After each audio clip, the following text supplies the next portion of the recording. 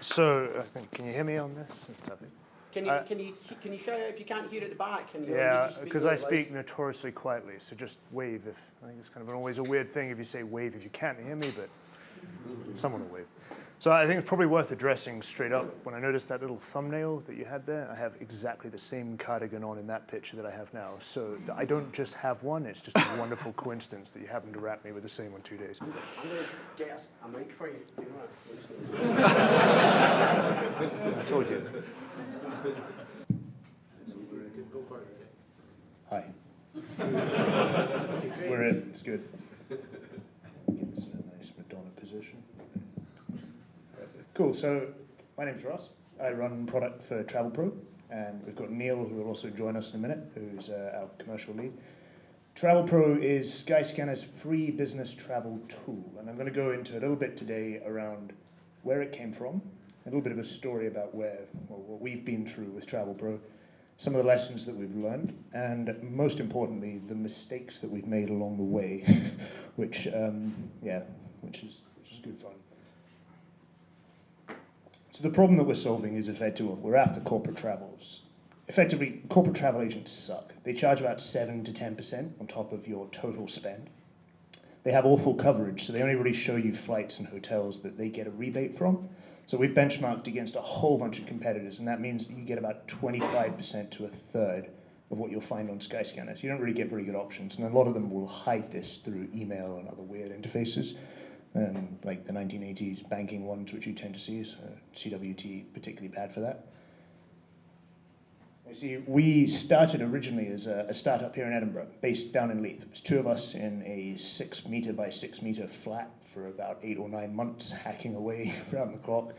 And after that period, we got picked up by Skyscanner and acquired. But during that, it was kind of an interesting thing because we fired out of, we were out of Skyscanner, we were programming away, and before long we actually found that they were trying to run and work on some of their own stuff internally, and they actually ended up firing all of their corporate travel through this tiny little bedroom that we had down in Leith.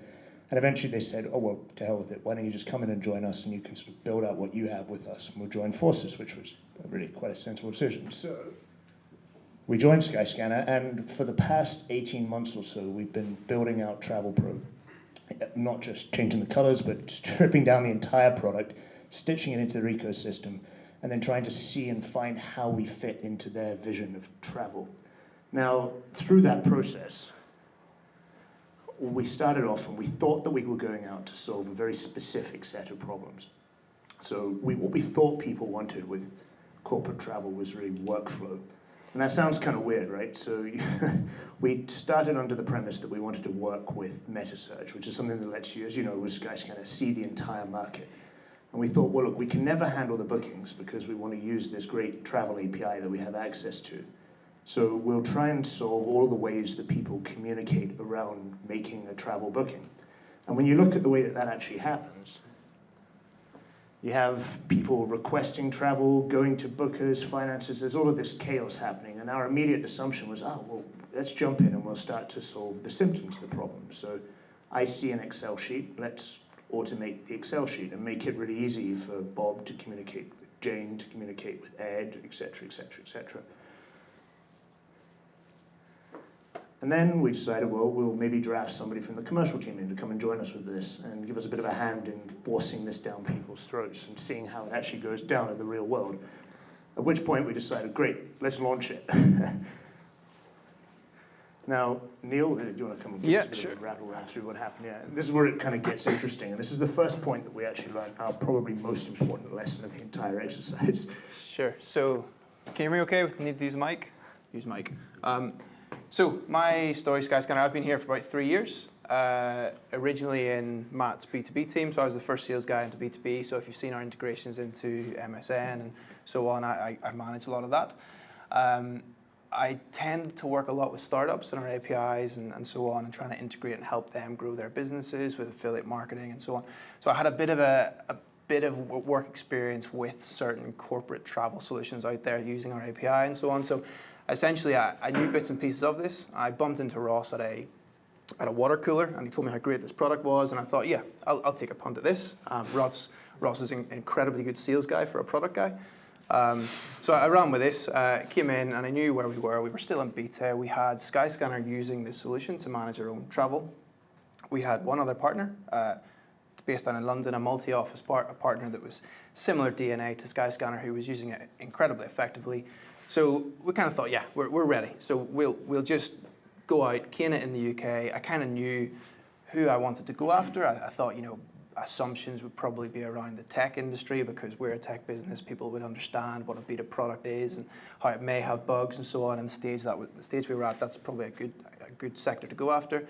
I wanted to get a full idea. I had assumptions around who this would work for, but I wanted to get a full scope of the market. So I approached everyone from kind of a head count of 1 to 10, so small businesses, small startups, to the SME market, all the way down to meeting the London Stock Exchange and trying to punt this their way. So we got some conversations going, which was good. This is what we saw. So essentially the red is, we are not interested in your product, please stop calling us, which is quite a frequent color on that slide. Yellow is that they've accessed the tool, so we've given them access to Travel Pro. They have an internal booker who is a centralized booker, and their travelers are submitting trips to that centralized booker. They've accessed the tool, but they haven't actually booked, so they showed an interest initially in the concept, but the product wasn't potentially sticky enough to keep them interested. And the greens they've booked something, and you can kind of see the greens falling into that kind of middle section, so that's kind of the mid-market section where we saw particular success with people who booked. So I thought, great, we've got some greens. Ross's talk at the water cooler really helped. I think it was, hopefully it was going to be a great success. And then the whole thing just crashed. I was walking to our CXOs to basically demand shares so I could retire by the time I'm 30. And this is what we saw. So if you essentially treat each of these colors as a company's usage, we saw a massive spike in usage from the first couple of days, and then the exact kind of symmetrical pattern across the board is just drop off. So not great. So my next role really was to go out and speak to these guys and try and get feedback about why they've dropped off. Is it a product thing? Is it a product market fit thing? Is there bugs? I've done bits and pieces of this when I was in Matt's B2B team at the start. We were a fresh team. We didn't have any partners. It's very difficult to get accurate feedback from customers who want to be polite all the time. Politeness helps nobody.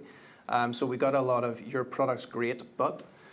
So we had to make assumptions, wade through all the nonsense that they came up with, and we kind of came up with a few key pillars of why this wasn't working. And a lot of it stemmed towards the fact that, were we trying to solve the wrong problem?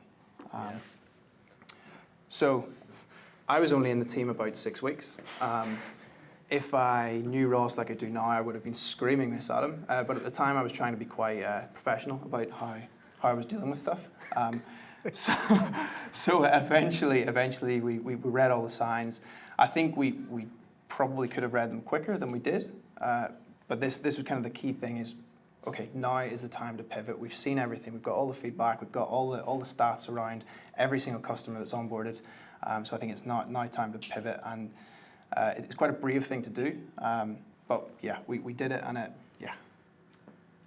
Yeah, so I mean, this was a complete and utter failure at the start. We came in and we sold this thing like nothing else. Everybody had bought in, and there was excitement everywhere. And then, effectively, Neil, myself, and another chap, Ed, had to walk up to the board and say, "Look, that thing that we said was badass? Well, yeah, well."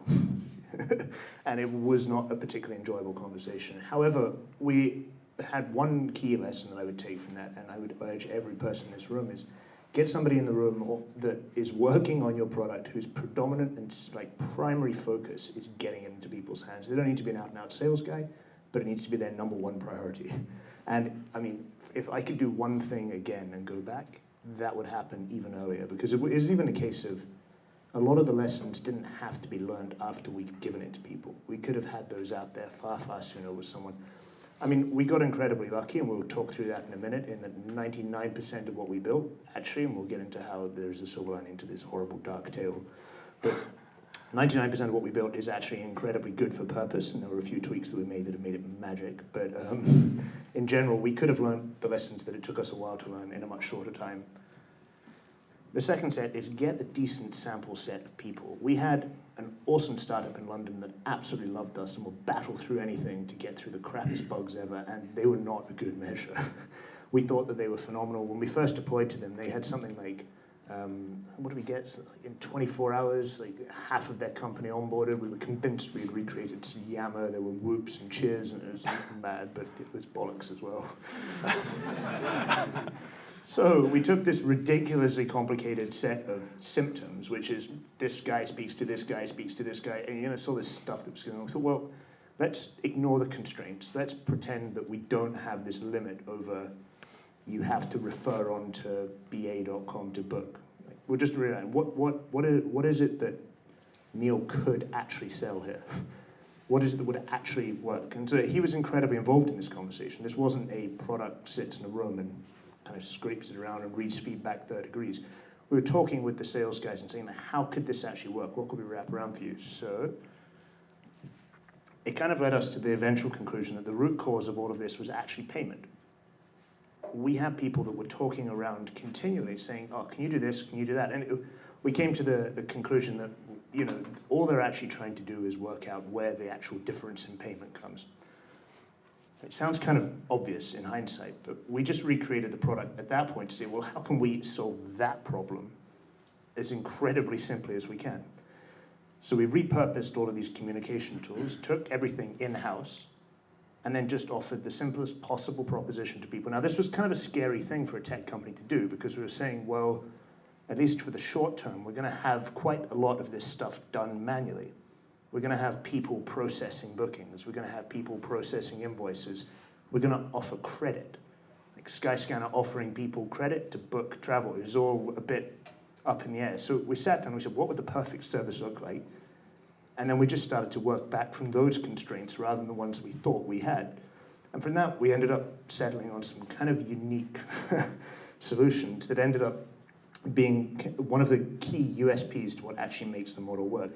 Again, that would be the next thing, is try and ignore what you think are constraints and focus entirely on that contract with the people that are using you and how you can make that as compelling as possible. And this is what we have eventually managed to prepare as a value prop to customers. So this is kind of poached straight out of our sales deck, which is why it looks a hell of a lot better than mine. So effectively, we offer any company in the world 1,200 global suppliers, flights, hotels that they can book from, any of their inventory, no restrictions, versus that 20, 30, 40% coverage that you'll typically get with a corporate travel agent. One-click payment. Anything that you want or your employees want can be added straight onto your company's invoice. The company gets one invoice at the end of the month.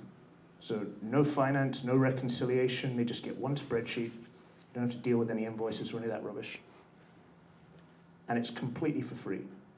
None of the 7 to 10% fees, none of the markups, none of the anything. Neil can sell that. Even Ross can sell that. Even I can sell that. And we are selling that hard right now. And on average, we're finding that with our test companies right now, we're cutting about 20% on their travel spend. So to put that in context, for Skyscanner, our travel spend is one of our biggest fixed costs. Or, in general, it's sort of just behind wages for many companies in terms of their big expenditures. So if you've got a couple of million quid a year that you're pumping out, immediately being able to take 100 grand off the table without even thinking about it is another thing Neil can sell quite easily. So just like kind of a quick recap. So one person whose primary focus, doesn't matter if they're an engineer or a product guy, but it needs to be their thing that you let them do more than anything else in the world, is cramming this down people's throats. Get away from the people that like you and stuff it into their hands.